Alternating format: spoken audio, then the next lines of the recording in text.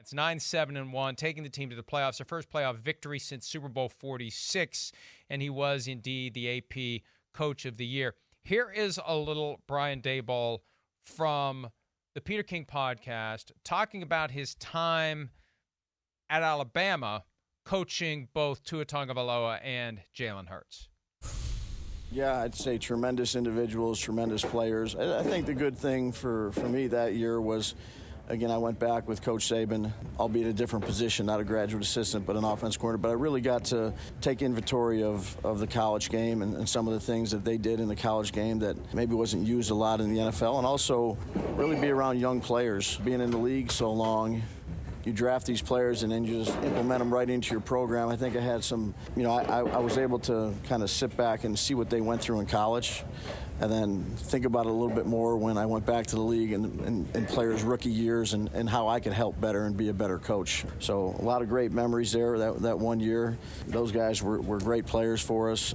Again, learned a lot more from Nick leadership-wise, and was very grateful for that opportunity.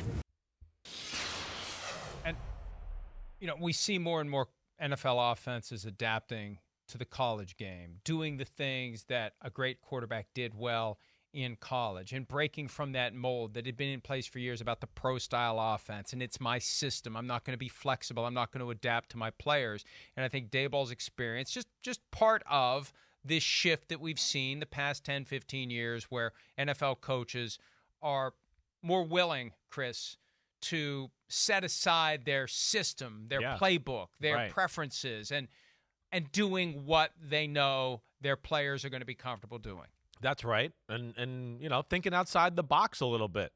And I think that's what happened to Brian Daboll is he got to, go to Alabama and, hey, you're in the SEC. You got a really good team.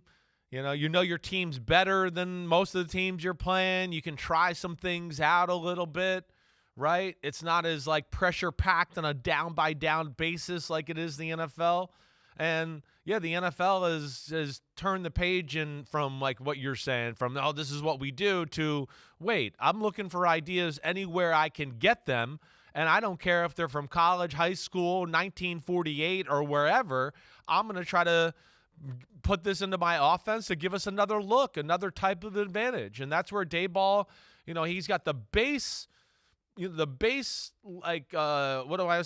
premises or the base offense of New England Patriots, but then he's got his own splash and wrinkle on the whole thing too. And whether that's the quarterback design runs we saw, with Josh Allen and Daniel Jones, or it's, some of the motions and the speed sweeps and people faking this way and going back this way in motion. He was doing all that at Alabama, so he brought that to the NFL. And now you see teams watch him do it up in Buffalo, and they start to go, ooh, damn, that's kind of cool how they did that. Wait, let me figure this out. I might try to add that to my offense. And that's what a smart coach does. The smart coaches we talk about that are creative on a regular basis, Sean Payton, McDaniels, Shanahan, whatever, we bring it up a few times a year. They don't care where it's from.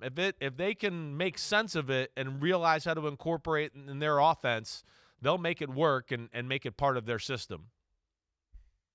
Daboll's 1 year in Alabama, 2017, came after 4 years with Bill Belichick in New England. Here is Daboll from the Peter King podcast, talking about his effort to be himself and not mimic Bill Belichick. Have a listen.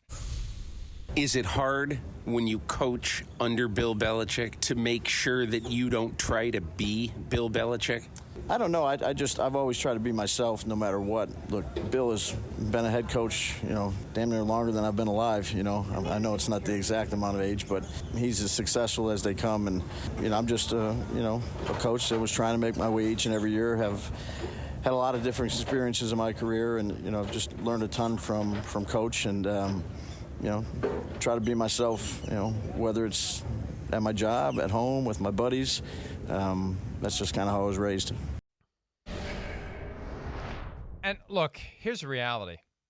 He was only with Belichick for 4 years. Yeah. I think that if you get out, and I don't know what the magic number is, if you get out before a certain period of time, you're able to still be yourself. I think these guys like Matt Patricia, Brian Flores, guys that are there for 15 years, they say when they leave they're going to be themselves, but they have no idea how much they've already become Bill Belichick because that's what they've lived for so long. You change. You think what's normal to you is normal to everyone. No, it's normal to Bill, and it's become your normal. So maybe Daboll got out of there before Belichick's way became his normal. Well, yeah, I mean, there's something to that. The fact that he changed spots a little, maybe in between too, because he was there in the early 2000s, if I remember correctly, and then he was gone for a while, and then he came back, and it was towards the end of my tenure with the New England Patriots, where he's the tight ends coach, and I think even in 12 he was on our staff there as some sort of special assistant or anything like that. But Mike, I think your points are valid. Certainly, it hasn't been there the whole time, so we got to see some different avenues and different ways of coaching and how you handle people. The college thing that he mentioned probably was a bit of a like, wait, hey, these are kids. Let me figure out how to talk and relate to these kids. That's helped him in the NFL. But the one thing is yeah, he's a real guy. He was different. It's why me and him bonded a little bit in our short time up in New England, just because he was one of the few guys that I felt like I could go in the room there when he was in there and I could shoot the shit like a normal guy. We weren't going to have robot, professional workplace talk. We could just be like normal. Like, hey, did you watch the game last night? And, oh, man, that's effed up and blah, blah, blah. He's got a great way about him that way. And we saw that this year. You talked to him. I know you experienced it. We see the way he is in front of the microphone and hear a ton of stories about how he relates to players. And that's, a huge part of the game. And one part of the game that I think Belichick doesn't get enough credit for. He's a little more player-friendly than people realize. And Brian Daboll, of course, seems to be even more player-friendly than that.